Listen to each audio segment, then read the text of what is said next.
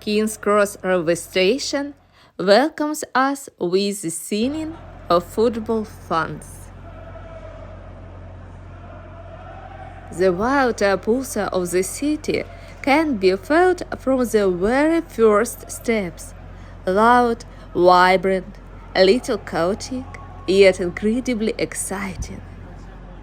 But on this journey, we will stay in Bloomsbury, the calm cultural heart of London.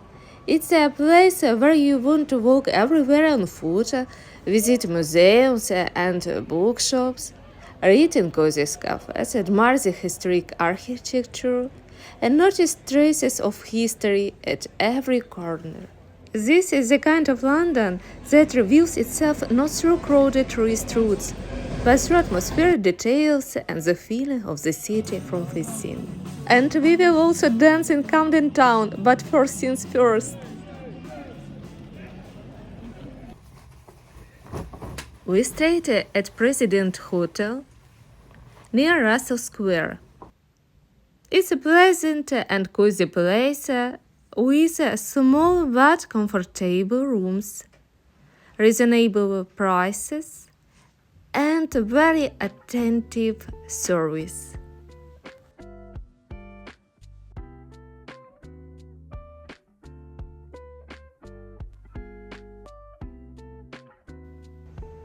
Just a short walk from us stands the magnificent Kimpton Fitzroy London, opened in 1898. Its facade is built from sculpted terracotta, and the shades of red, honey, and cream seem to glow softly in the London light. An interesting fact is that this hotel was designed by the architect who later worked on the famous RMS Titanic and helped create its luxurious interiors. People often say that the hotel's grand central staircase closely resembles the one seen on the Titanic. Friends, a little hungry, we wandered through the streets of Bloomsbury without any plan. Nearby there was a small cafe with a large selection of sandwiches, paninis, and coffee. But we decided to keep walking in search of something warmer and more filling. As we explored the streets of London, I noticed how surprisingly clean they left, and most importantly, how safe I felt here. We turned slightly away from the busy artery of the city, and destiny led us into the quiet corner filled with tiny restaurants. In the end, we chose a Chinese restaurant.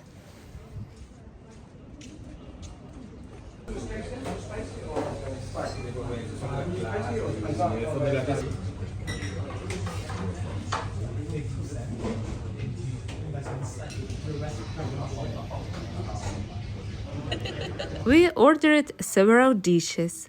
Here is my sweet and sour soup with noodles.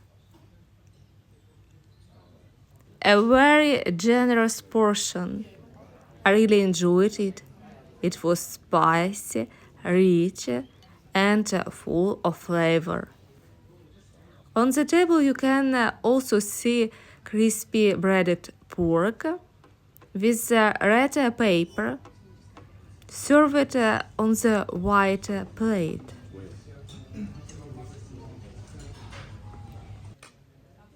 The rice was surprisingly good and paired perfectly with the beef and vegetables.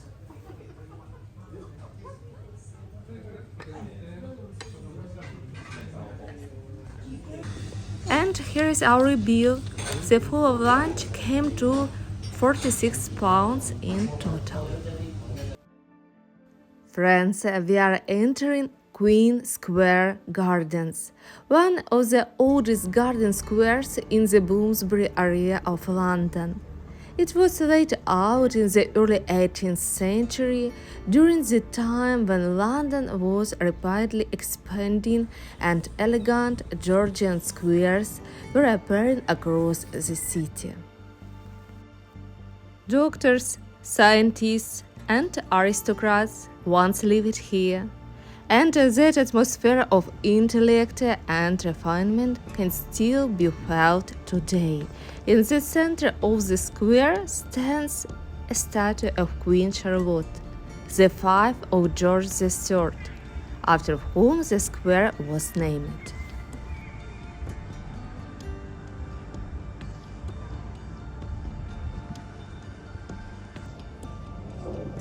Nearby are famous medical institutions and universities, which gave this neighborhood its reputation as one of London's intellectual centers.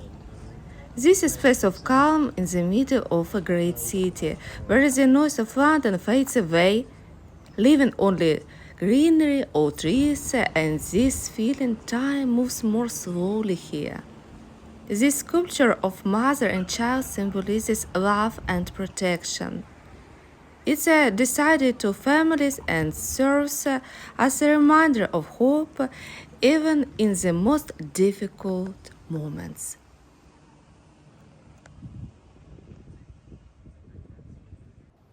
It's amazing how quickly the atmosphere changes here. The park had barely let us go before we were swept in the completely different whirlwind energy, heading toward one of the loveliest parts of the city, Camden Town. Camden Town is a famous district in northwest London, known for its vibrant alternative culture. The legendary Camden Market, punk rock heritage, street performances, and picturesque canals. This area feels like a cocktail made from unexpected but somehow perfect ingredients.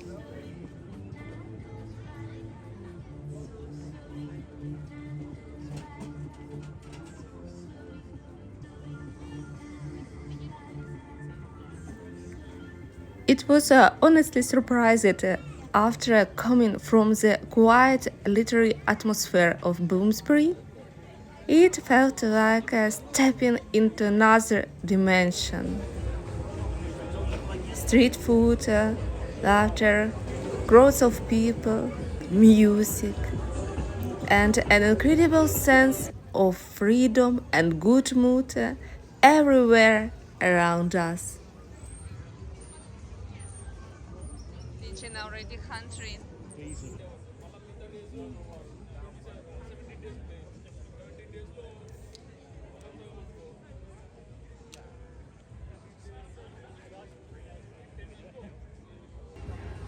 It's a fascinating neighborhood where creativity rules the streets.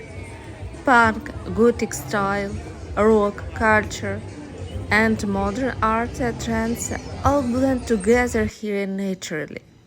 Camden Market is one of London's most visited attractions, famous for unique fashion, vintage, treasure, handmade goods, and, of course, endless street food from around the world. And now let's walk through this district without any commentary, so you can simply feel its atmosphere and experience the mood of Camden Town for yourself.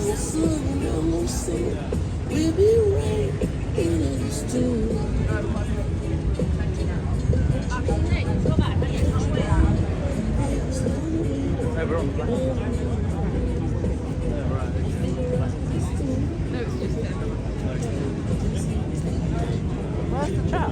Come on.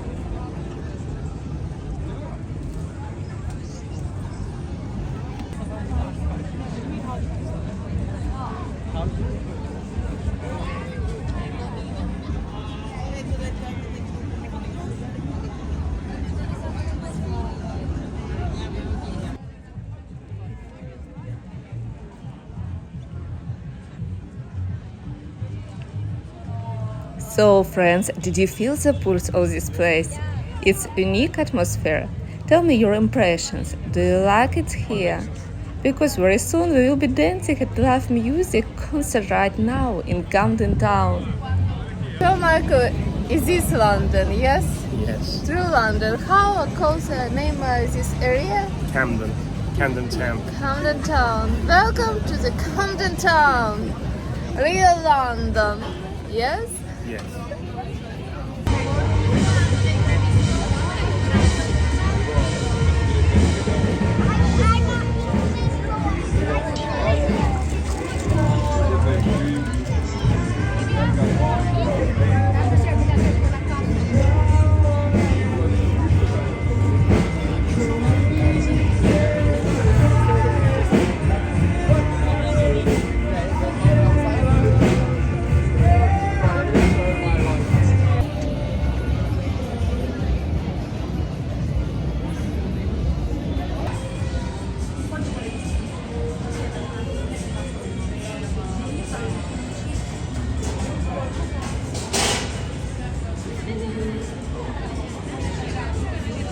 Head to there to reception, a glass of wine in her hand. I knew she was gonna meet a connection, and her feet was a footloose man. I said you can't always get what you want. Street music is the heartbeat of Camden Town. This is a place where street performances and busking have become truly legendary. Many famous artists began their journeys here, and today musicians compete for the chance to perform at the district's more popular spots.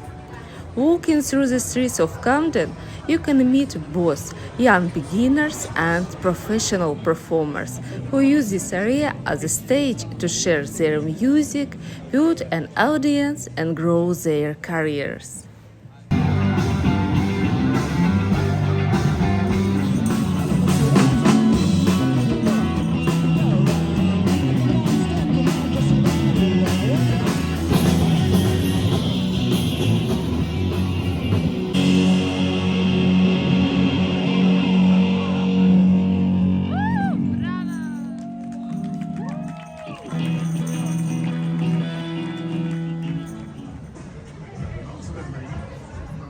What a beautiful contrast, returning to the calm side of London after a vibrant night in Camden Town.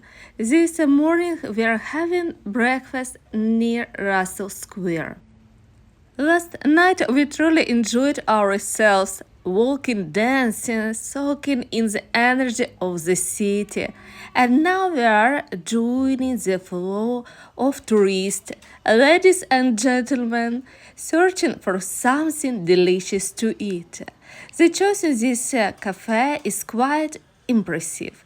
Different kinds of coffee, pastry, snacks, and breakfast opinions everywhere you look. According to the brochure, this place was opened by an Italian family. So, what do we already have on the table? Coffee, fresh orange juice, and of course, breakfast itself. Friends, it was especially nice to hear Ukrainian spoken at the next table. Ukrainian language at next table. Oh, it's very refreshing. I ordered a panini with cheese and chicken. It was simple, tasty, and honestly very enjoyable. And now an interesting little London story. Last evening, while walking around the area near Russell Square, I noticed a small green cafe. We walked closer, but it was already closed. Then I spotted a symbol on the building that looked very similar to a Masonic emblem. I took a photo and later asked ChatGPT what it means. ChatGPT explained that it had nothing to do with Freemasons and was simply a decorative or a civic emblem. But when I searched through Google, it suggested connection to Freemasonry. London really does have a long history connected with the Freemasons. There are many Masonic lodges across the city, and they are not especially secretive about their presence. London even has its own famous Masonic headquarters and meeting halls where guest tours are sometimes held for visitors. That's London for you. Even an ordinary evening walk can suddenly turn into a little mystery. We had just arrived at what was supposed to be a museum of Victorian era toys, only to discover that it was closed. And judging by the atmosphere, it seems to have been abandoned for a very long time. We were really hoping to see what English children played with in different historical periods. But apparently nobody updated the information online because we arrived only to find an old deserted building where the museum once existed. Well, never mind, friends, let's keep walking. After all, it's still a pleasure to wander through London. The weather is sunny and beautiful, flowers are blooming everywhere, and the city itself feels alive and welcoming.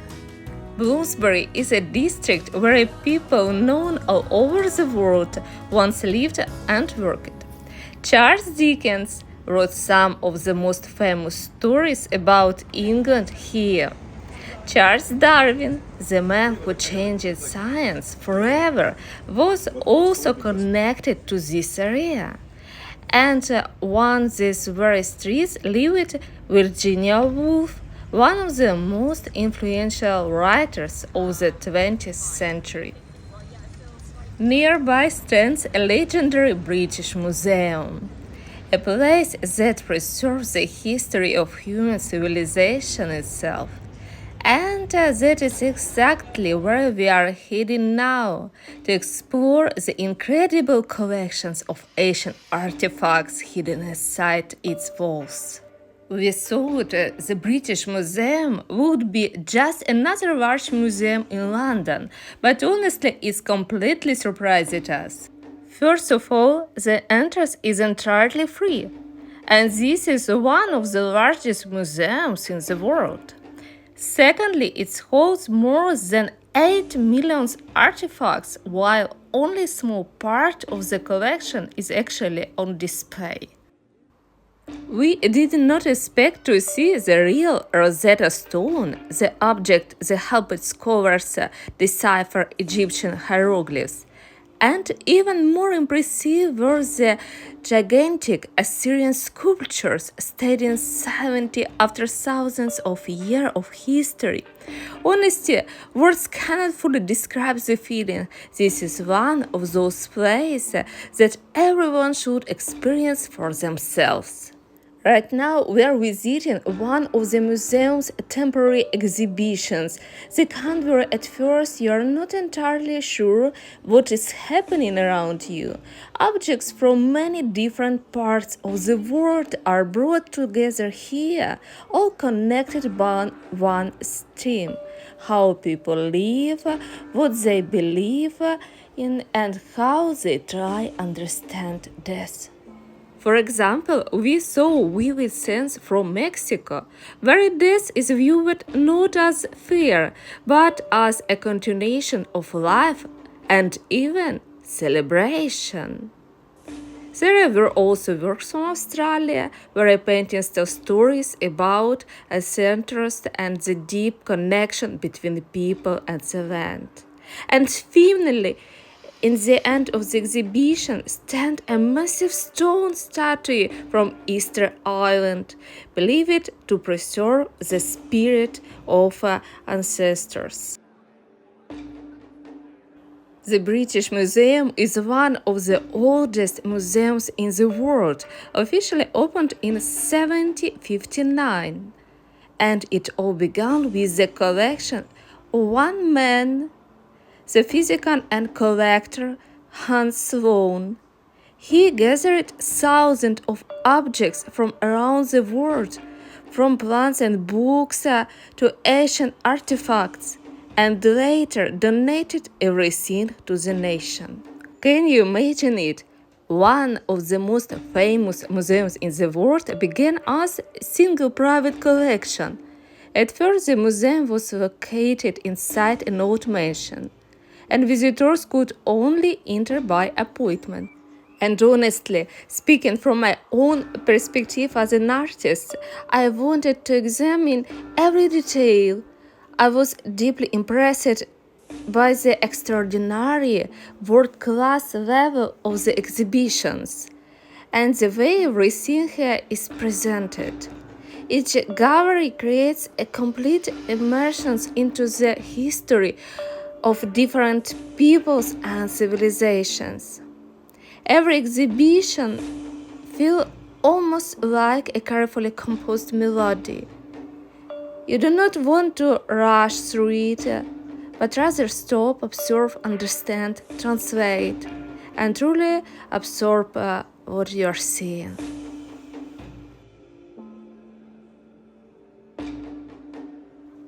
That statue from Easter Island especially impressed everyone. We have all seen images of it before, but encountering it in real life feels entirely different. Personally, I have never been to Easter Island, and I don't know whether I ever will be, so I was genuinely happy to stand face to face with this sculpture. And here we are already in the museum cafe, a place where visitors can rest, drink coffee, or have something to eat. At first I thought we would visit just one more gallery, and that would be enough for the day. But instead we decided to dive even deeper into the museum. So now we have arrived to the galleries dedicated to ancient Egypt. And suddenly it feels as if you are no longer in London at all, but somewhere beside the Nile, surrounded by gods, pharaohs, and thousands of years of history.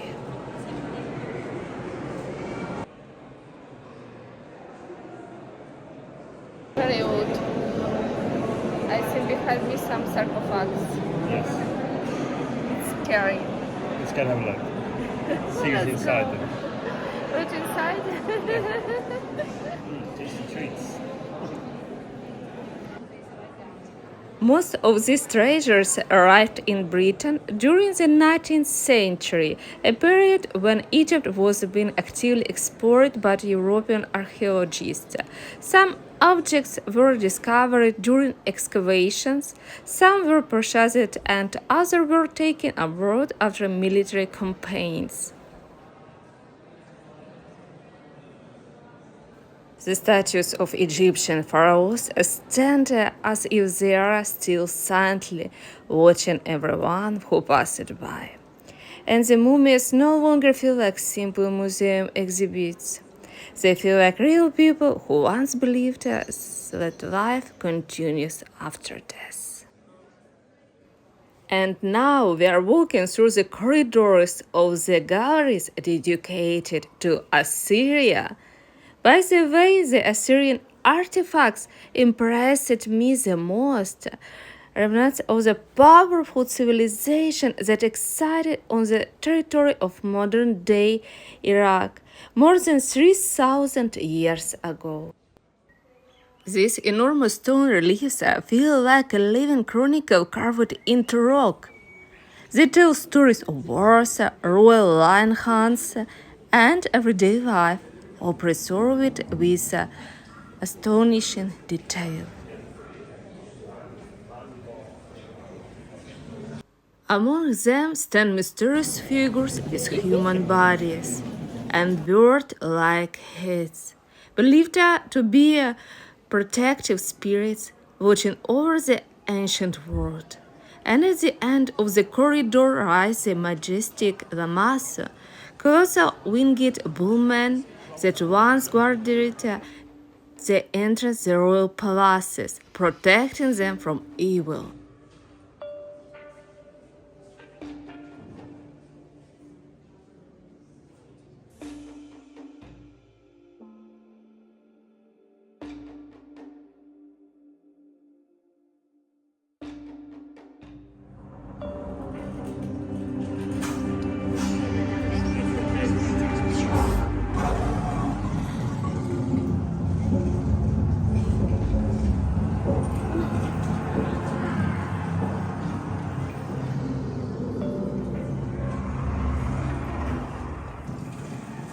What an incredible experience the British Museum has been, from the wonders of ancient Egypt to the powerful legacy of Assyria, and now we have arrived in the ancient Greek and Roman galleries, slowly exploring every detail, enjoying atmosphere, and continuing our journey.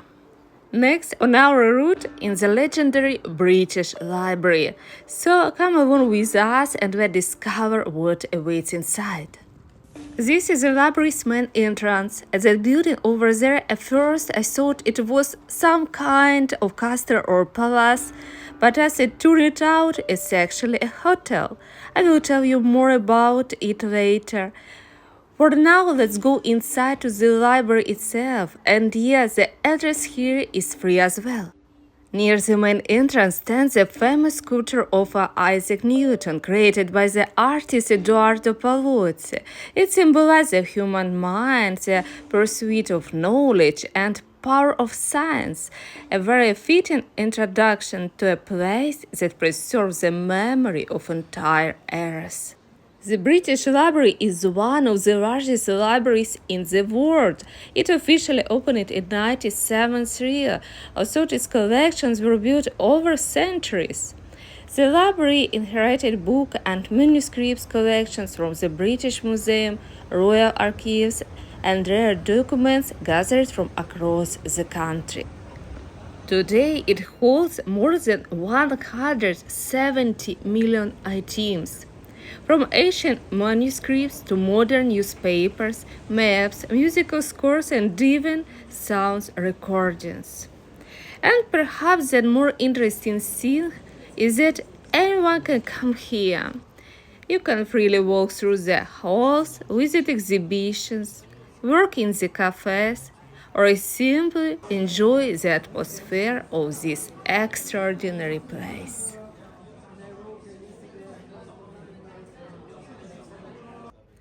We wanted to explore books on Ukrainian art, but to access the reading rooms, you need a reader's pass, and there was quite a long queue to register for one.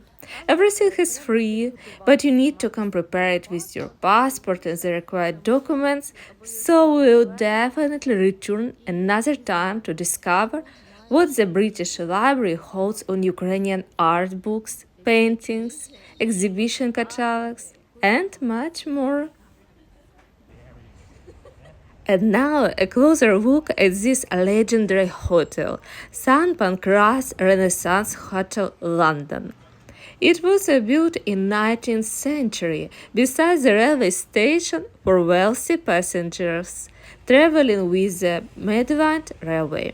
Its Gothic revival architecture makes it look more like a fairy tale palace or a castle than a hotel. The towers, red brick, and dramatic arch give the building an almost cinematographic atmosphere. At one time, it was considered one of the most luxurious hotels in London. Later, the building was closed for many years before being transformed into the modern luxury hotel we see today. Films and music videos have been shot here, including scenes connected with Harry Potter and Philosopher's Stone and Harry Potter universe. The hotel stands right beside the British Library, where we discovered it together. And now we are heading toward Tavistock Square, a quiet green square in the heart of Bloomsbury, the district of writers, philosophers, and London's creative intelligence. I had wanted for a long time to see the bust of Virginia Woolf, one of the most influential writers of the 20th century.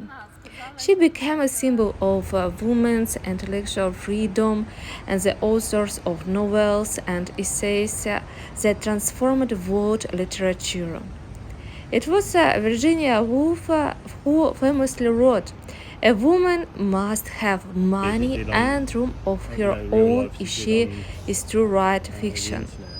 Even though these words were spoken almost 100 years ago, they still feel deeply relevant for many women around the world today. Interestingly, Virginia Woolf personally posed for this sculptural bust when the artist was still young.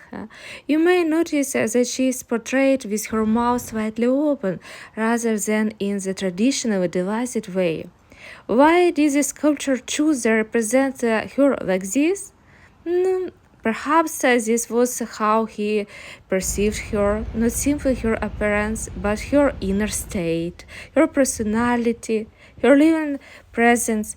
Maybe it was his way of expressing impression she left on him, both emotionally and intellectually.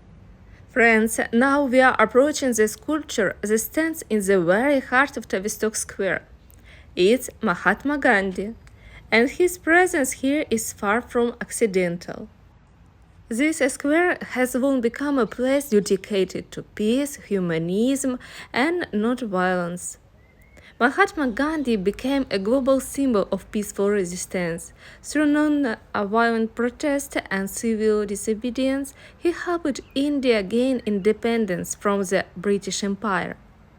And the fact that his statue stands here in London, the capital of former empire, carries a deeply symbolic meaning. It reminds us of the power of peaceful protest, dialogue, and freedom. There is also another place here that commemorates one of the most tragic events in the modern British history, the terroristic attack of July 7, 2005.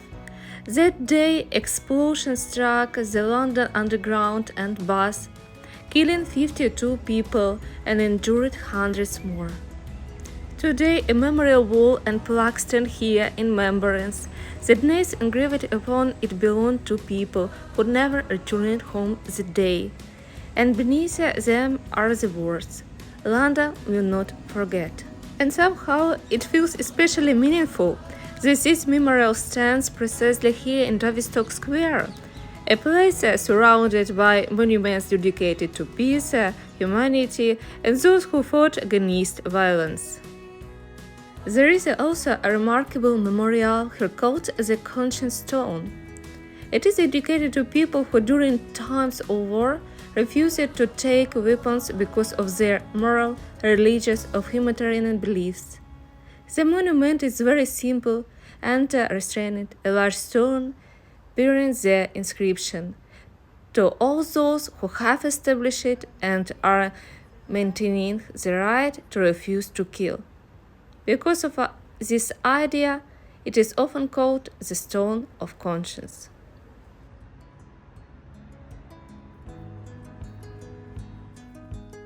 Honestly, guys, London, this is one of those places where you do not want to rush, you won't stay longer, walk slowly, look carefully, feel atmosphere, just wow.